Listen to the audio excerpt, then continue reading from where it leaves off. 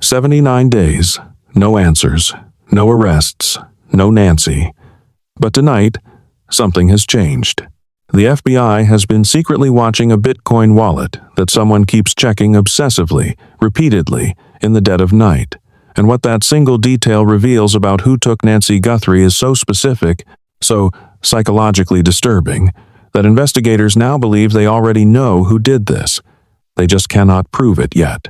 Stay with me, because by the end of this video you will understand exactly why this person cannot stop checking that wallet, exactly what the FBI is learning every single time they do, and exactly why the walls are closing in on someone who thinks they have gotten away with the perfect crime.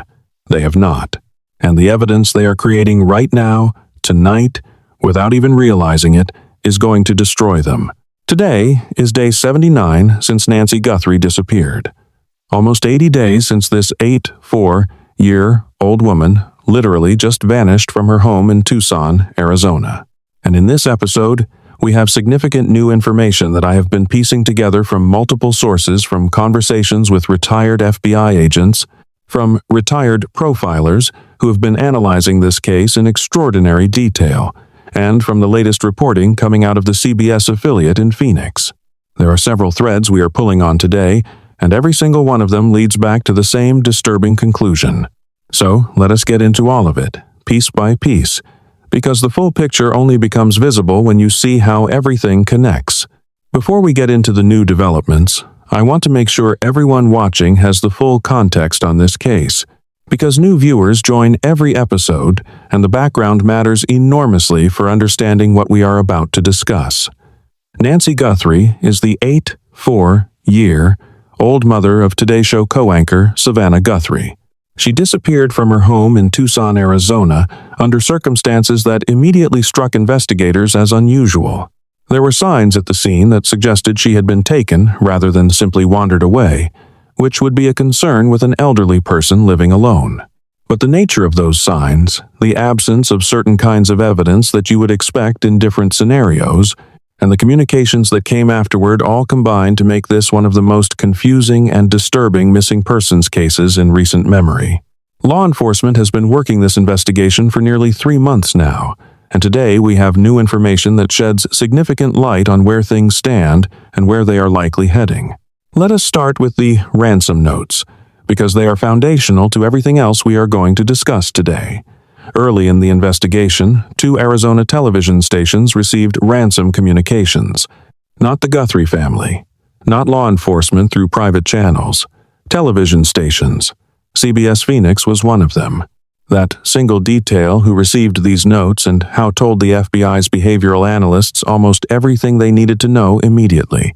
Because professional kidnappers do not send ransom demands to the media. They send them privately, quietly. They want as few people involved as possible, because attention creates risk, and risk threatens the money they are actually trying to collect. Exposure is the enemy of a successful ransom collection. Every additional person who knows about the situation is another potential leak, another potential complication, another reason for law enforcement to get more involved faster. Professional criminals who kidnap for financial gain understand this instinctively. They keep their communications tight, private, and controlled. But these notes went directly to the press. The demands were explicit. Pay the ransom or Nancy dies.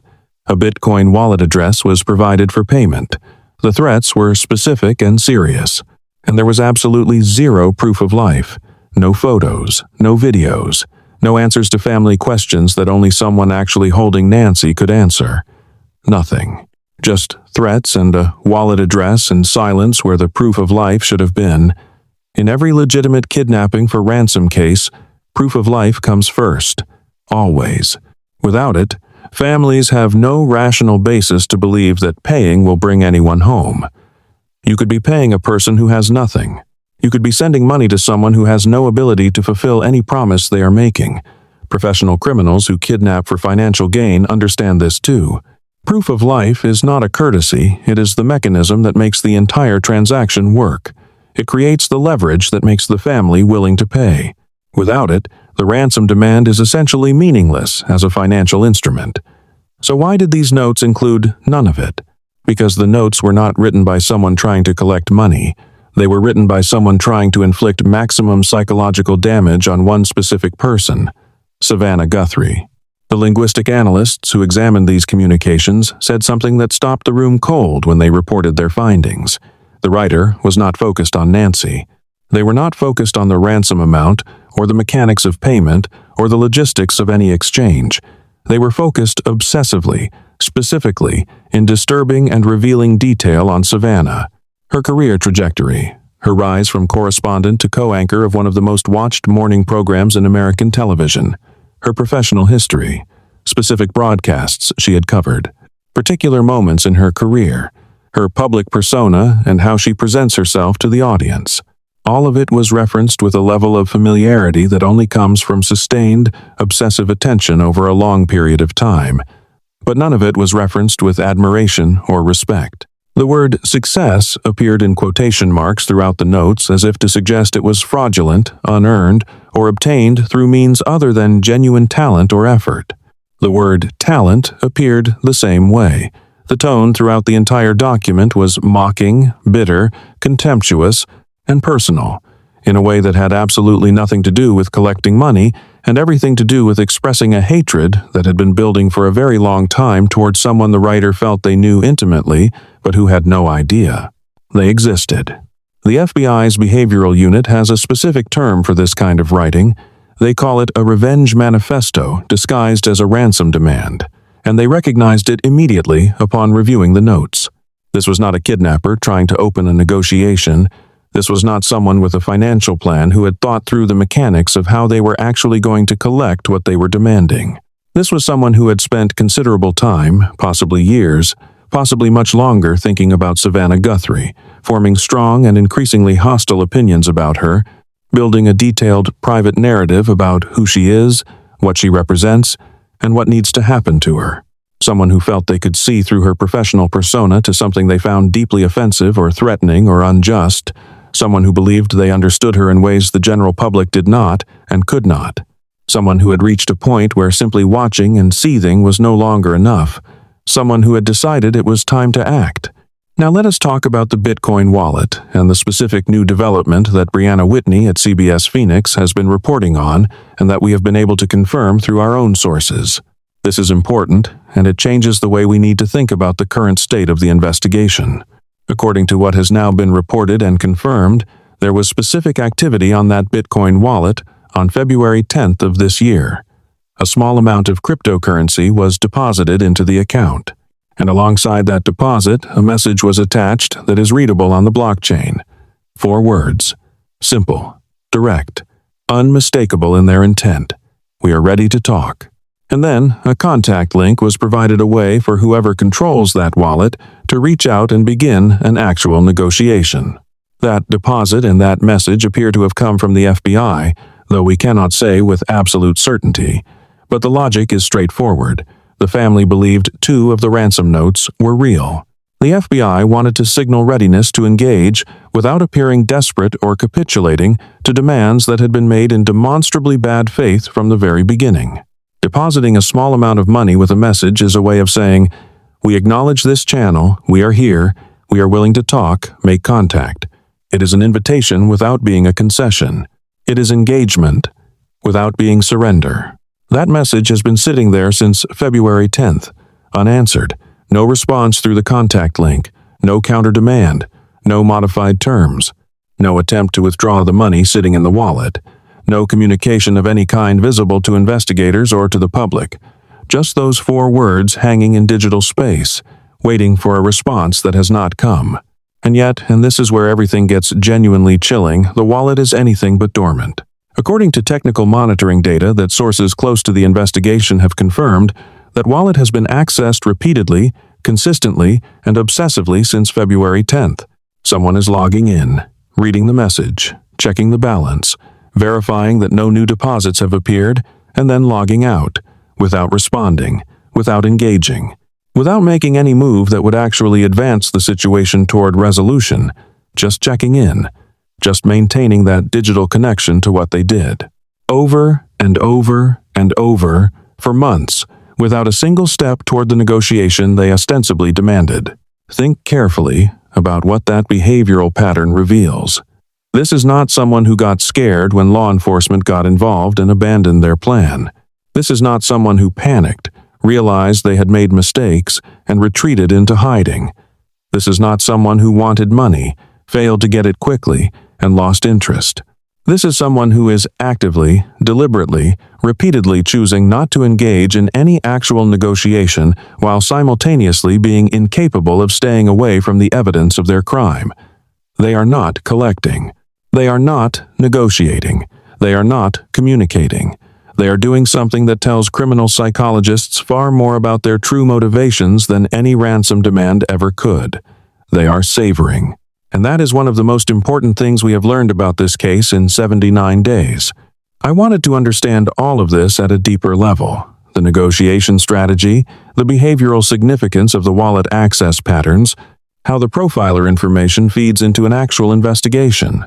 So I sat down with retired FBI agent Steve Moore, who has joined me today, and who spent his career working exactly these kinds of cases on the ground.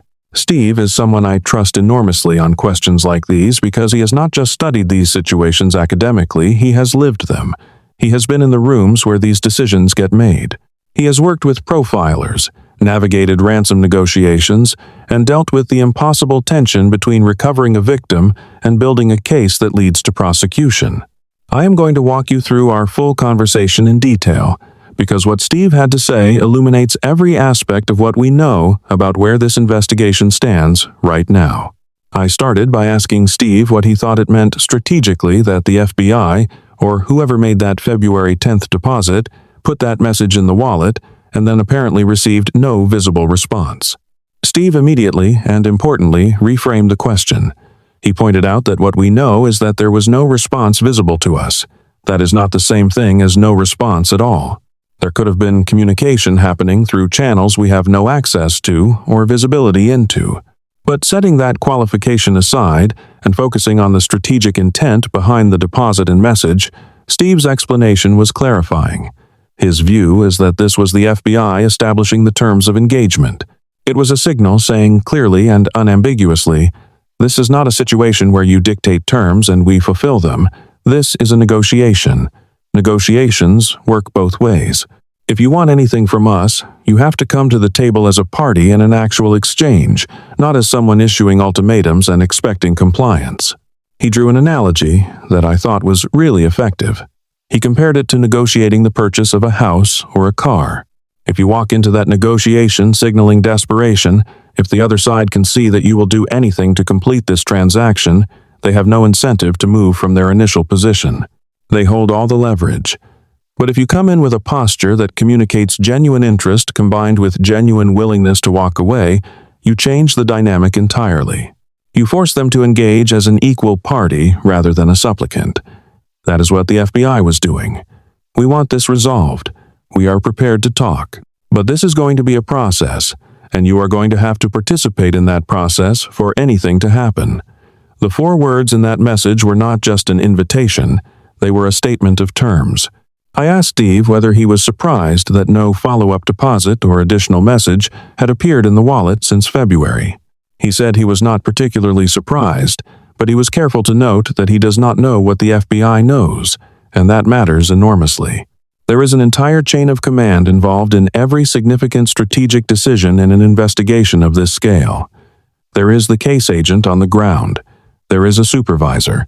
There is an assistant special agent in charge. There are specialists from the behavioral unit, the cyber unit, the negotiation unit. And in a case involving a family member of a major national television anchor, that chain of command extends significantly higher than it would in a typical missing persons case.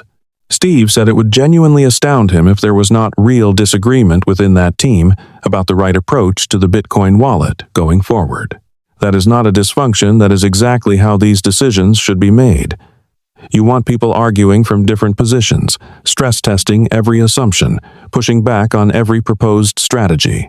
The cases where things go wrong are often cases where nobody challenged the prevailing view. I asked how much the Guthrie family would be consulted in those decisions. Steve said the FBI would bring the family in before every significant move, and many smaller ones. But the family would not be in the strategy sessions where those moves get determined. He used an analogy here that I found really helpful. He compared it to the relationship between a criminal defendant and their attorney. The attorney is the expert. The attorney has seen this kind of situation dozens of times and has a deeply informed view about what strategy is most likely to produce the best outcome. The attorney advises strongly. But if the defendant wants to make a decision, the attorney cannot ultimately stop them. Their role is counsel, not control. The FBI is in a similar position with victim families. They advise. They explain. They lay out the risks and the reasoning behind every proposed approach. But the family has agency, and the FBI has to balance genuinely serving the family's immediate interests against the broader obligations of the investigation, including the obligation to build a case that results in accountability, not just a transaction that might not even deliver what it promises. Steve then said something that I think is critically important for everyone following this case to sit with. He said that at some point, an FBI agent would have gone to the Guthrie family privately and had a very difficult conversation. A conversation that amounted to, based on everything we know and everything we have seen in this investigation, we do not believe Nancy is still there to recover. He was not saying this as a definitive statement about what happened to Nancy. He was explaining the calculus that shapes the FBI's approach to the ransom angle. If the probability that Nancy is alive and recoverable is assessed as very small, and if the people who sent these ransom demands have demonstrated from the very beginning that they are not operating in good faith, then pursuing the Bitcoin wallet as a recovery mechanism has extremely limited upside, and it has significant potential downside in the form of compromising the investigation, setting precedents that encourage future crimes, and investing resources in a channel that the behavioral evidence strongly suggests was never designed to lead anywhere useful. Now I want to walk you through the profiler information in detail, because this is where the investigation gets genuinely fascinating and where the picture of who did this becomes frighteningly specific. I spoke to two profilers recently whose analyses I wanted to share and get Steve's reactions to, because the interaction between profiler insight and investigative action is something Steve can speak to from direct experience in a way that very few people can. The first profiler is Dr. Gary Brucato, and what distinguished his approach immediately was that he grounded everything in statistical data rather than intuition or theory alone. He was working from actual case databases, from thousands of comparable situations analyzed over decades of research. And one of the core statistics he built his analysis around was this: 92% of women who are murdered are killed by someone they know. We have to be honest that we do not know Nancy was murdered. That has not been established. But Dr. Brucato extended his statistical framework to the abduction context as well. There are roughly 350 abductions per year in this country, predominantly involving children, and in the vast majority of those cases the victim knows their abductor. Not necessarily well, not necessarily as a friend or family member, but there is a prior connection of some kind, a service provider, a contractor, a neighbor, someone encountered in a professional or commercial context who had legitimate access to the victim's life at some point before the abduction occurred. When I shared this with Steve, he said he would not argue with the underlying principle even if he might not have arrived at it through that particular statistical pathway. And then he said something I think is one of the most practically important things he told me in our entire conversation. He said that if he were working this case, he would go back at least 10 years in his investigation of people Nancy Guthrie had contact with. And then he added something harder to hear but analytically important. He would want to go back specifically to the point when Savannah became prominent on national television. Because his theory, and it is a theory with real investigative weight, is that the motivation for this crime is tied to a belief about Savannah's wealth and success. Whoever did this likely formed a belief, based on watching Savannah succeed publicly over years, that the Guthrie family had the kind of financial resources that made a ransom demand worth pursuing, or that Savannah had accumulated enough enemies, or inspired enough obsessive resentment that harming her through her mother was a goal someone had been working toward for a long time. So his investigative starting point would be, when did Savannah's career reach a level of national visibility that would make someone think about her family as a target? And then he would work forward from there. Who had access to Nancy's home during that period? Who did she hire for work? Who came to her house? Who did she write checks to? I asked Steve how you actually conduct that kind of deep historical investigation in practice, and he described a process that is methodical and labor-intensive but absolutely doable. You go through financial records. You find every contractor, every service provider, every person Nancy paid for anything over that period. You go through her social media history, years of it. You look for any interactions that seemed unusual or concerning at the time, even minor ones. You map out every person who had legitimate access to her home or her personal life over the relevant time frame. And then you start eliminating.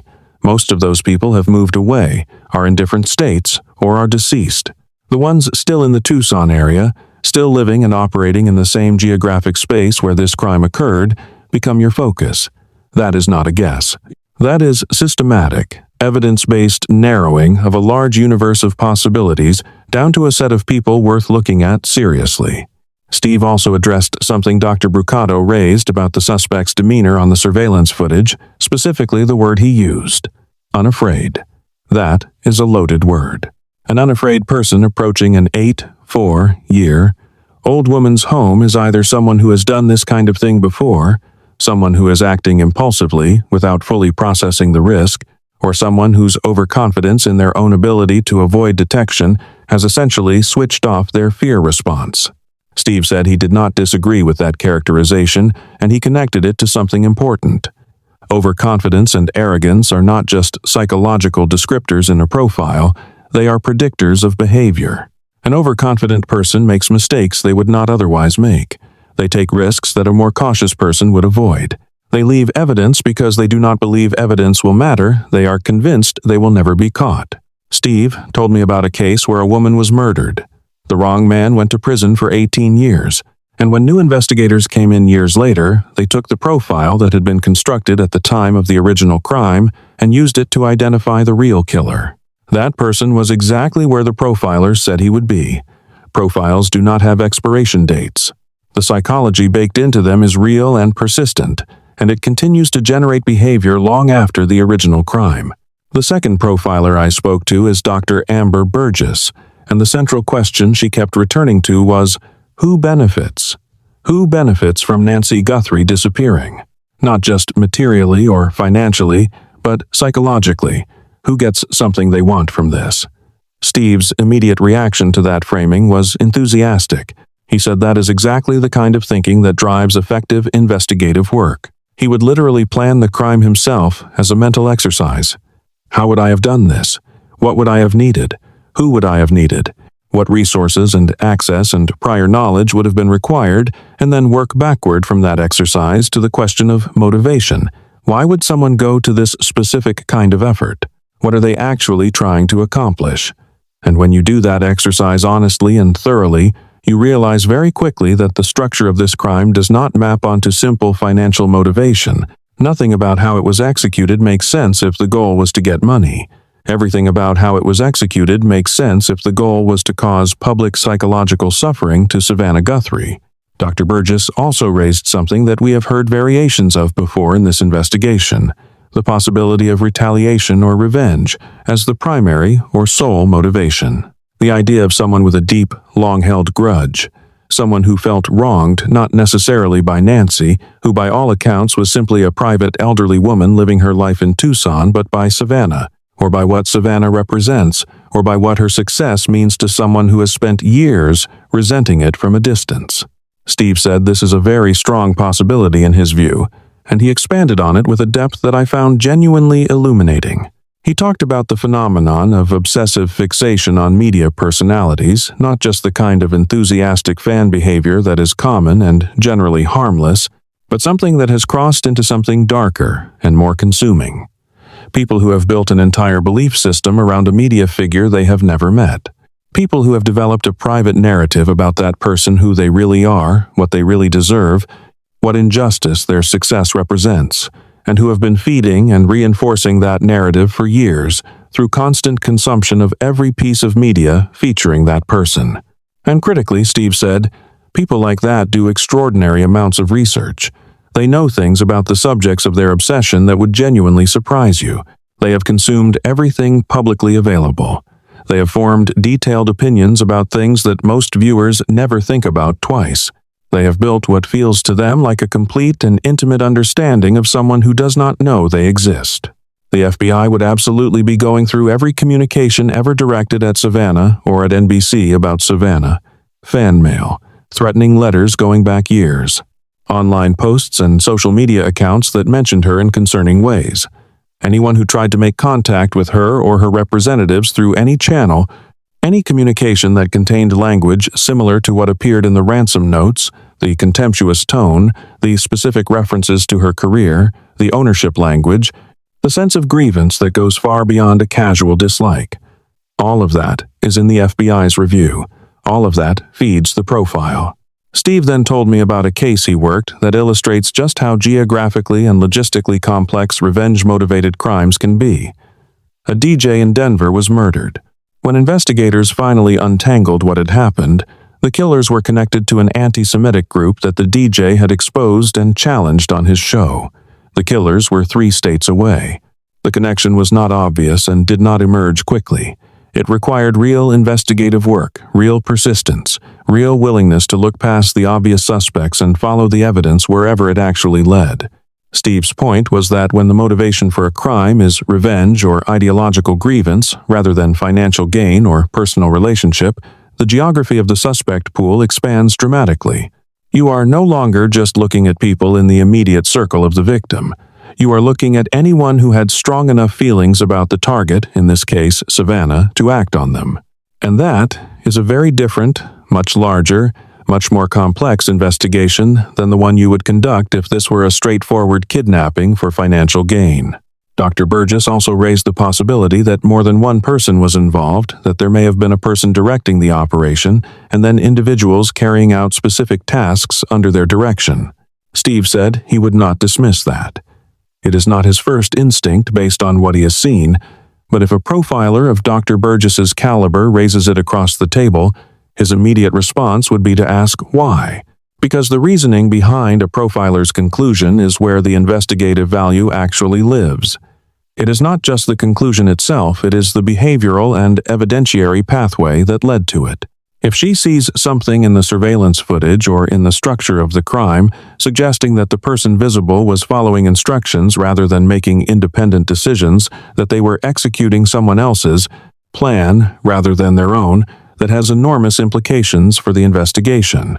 It changes the suspect pool.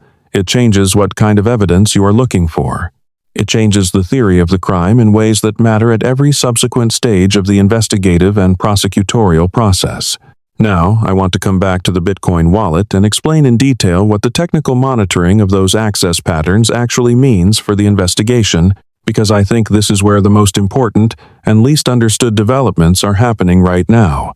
Every single access to that wallet generates data. Not the kind of surface-level anonymity that cryptocurrency offers to casual users who think they are invisible behind a blockchain address. Deep, layered, forensically rich data that the FBI's cyber division has developed proprietary tools specifically to extract and analyze. These are not tools available to the general public or to civilian cryptocurrency analysts. They are purpose-built instruments for exactly this kind of investigation. They know what device is being used to access the wallet. Not just the category of device laptop, phone, tablet, but the specific digital fingerprint of that individual machine. Every device communicates with servers in subtly unique ways, based on its operating system version, its browser, its installed fonts and plugins, its screen resolution, its time zone settings, dozens of technical characteristics that together create a signature as distinctive as a fingerprint. That signature is consistent across different networks and different locations. Even if this person is using a different coffee shop or library or public location every single time they log in, the device fingerprint connects every single access to the same machine. The FBI already knows they are dealing with one person on one device, not a group, not multiple actors using the same wallet. One person, one device. One compulsion they cannot control, no matter how many times they tell themselves they are being careful. They know the geographic distribution of where those accesses are coming from. With each additional access, that geographic picture tightens and becomes more precise. According to sources close to the investigation, they are not just confirming that accesses are coming from the Tucson metropolitan area. They are narrowing it to specific sections of the city. They are mapping which neighborhoods and areas this person moves through, which locations they access the wallet from, what the pattern of their geographic movement looks like over a period of months. If the accesses come predominantly from the same area, that suggests this person lives or works there. If they come from multiple locations distributed across the city, that tells investigators something different about this person's daily patterns and routines. Either way, the geographic data is accumulating and tightening with every single login. They know the behavioral timeline in extraordinary detail. Every access is timestamped to the second and cross-referenced against the external event calendar of this investigation. What was in the news that day? What Savannah said publicly? What law enforcement announced? When the case trended on social media? When a new piece of information became public? The correlation that has emerged between significant media events and wallet access is so consistent and so precise that investigators have described it as a signature rather than a pattern. Within hours of a major development in the case becoming public, sometimes within minutes the wallet gets accessed. Multiple times on the same day when coverage intensifies. Almost never during quiet periods when the case is not in the news. The person who is doing this has almost certainly set up news alerts for Nancy Guthrie's name. They are monitoring this investigation obsessively and in real time, and every time something happens that feeds their need to feel connected to what they did, they go to the wallet to reinforce that connection. Criminal psychologists have a name for what this person is experiencing. They call it duper's delight, the intense, almost intoxicating psychological satisfaction that comes from believing you are successfully fooling everyone around you. From knowing what others desperately want to know and choosing not to tell them. From watching law enforcement wait for a response, you have the power to provide, and could provide at any moment, and feeling the extraordinary sense of control and superiority that comes from deciding, again and again, that they will keep waiting. Every login is a reaffirmation of that feeling. Every time they read those 4 words from the FBI, "We are ready to talk," and close the window without responding, they experience it again. The rush. The sense of having outsmarted everyone. The conviction that they are invisible and untouchable, and that this game they are playing is one they are winning decisively. They have no idea they are losing. They have no idea that their compulsion, the thing they cannot stop themselves from doing, is the very mechanism by which the FBI is closing in on them.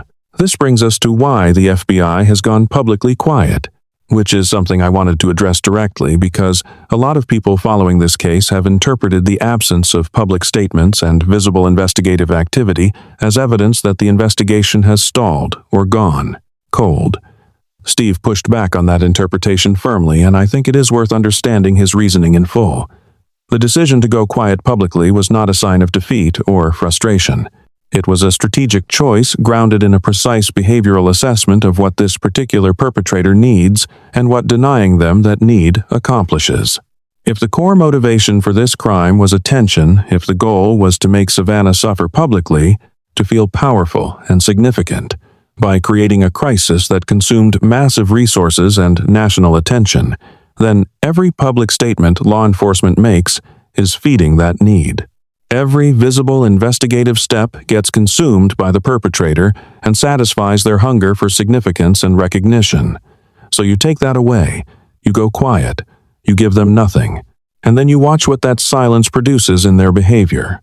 What it has produced in this case is a 2-month behavioral record, preserved in the Bitcoin wallet access logs, that is more revealing than any public ransom negotiation would have been.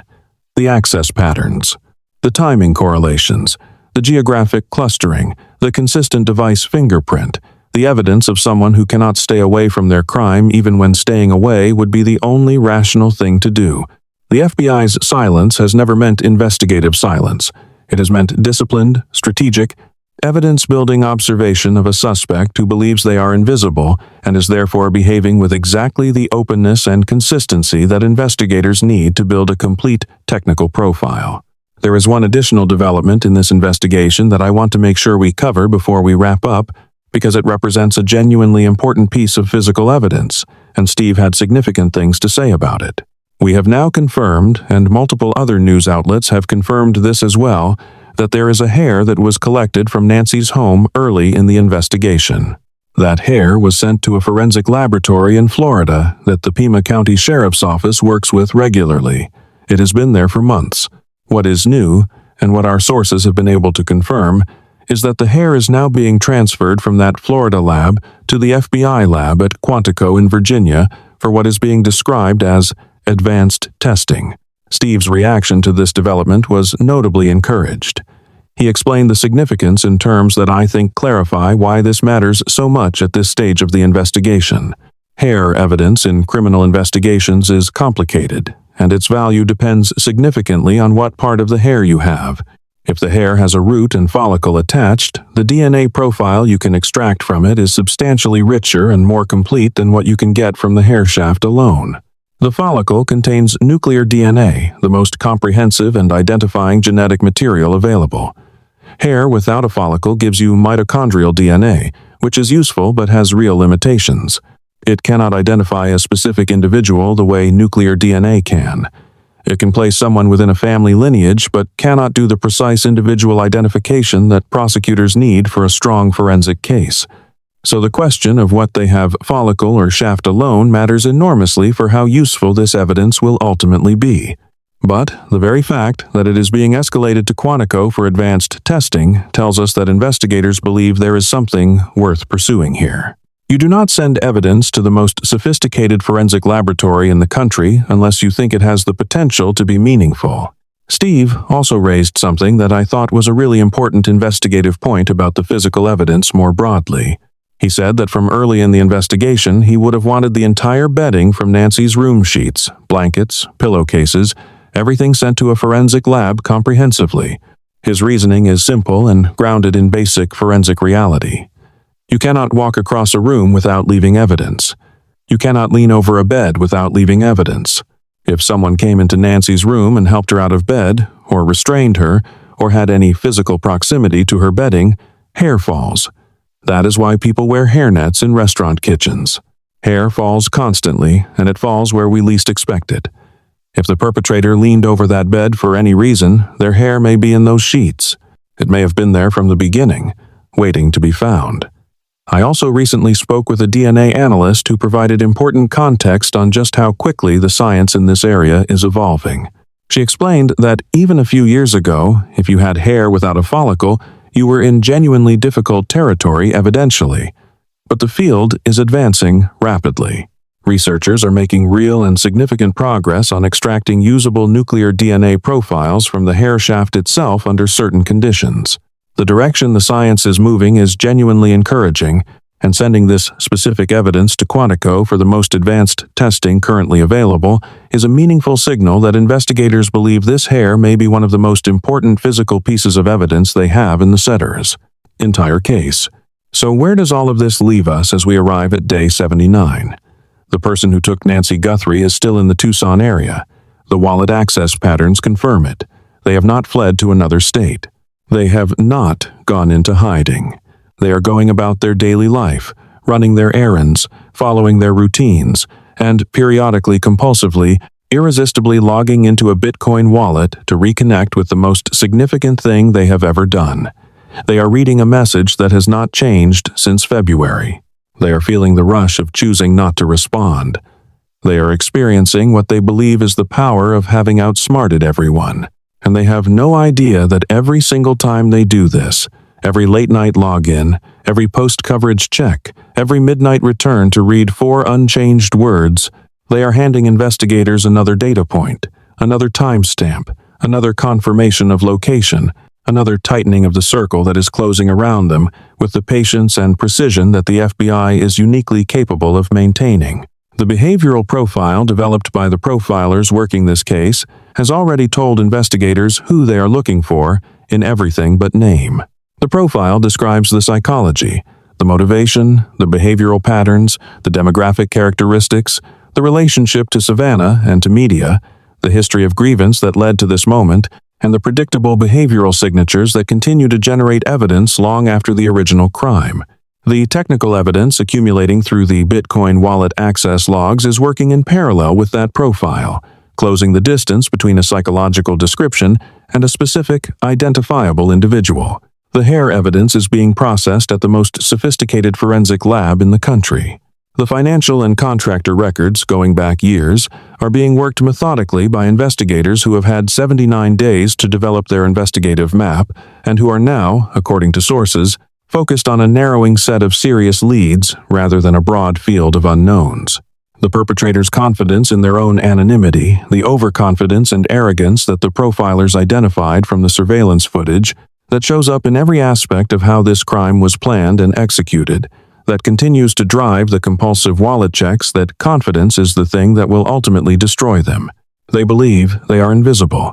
They believe they are winning.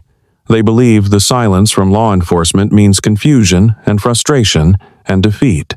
What the silence actually means is that investigators are watching, collecting, analyzing, and building, with every access to that wallet, a case that grows stronger by the day. The truth about what happened to Nancy Guthrie is coming. The profile predicted it. The technical evidence is confirming it. The physical evidence is being processed at the highest level available. And when the arrest comes, and it will come, before you go, I just want to say if you made it to the end of this video, you are exactly the kind of person this channel exists for. You care about the truth. You want real analysis, not just headlines.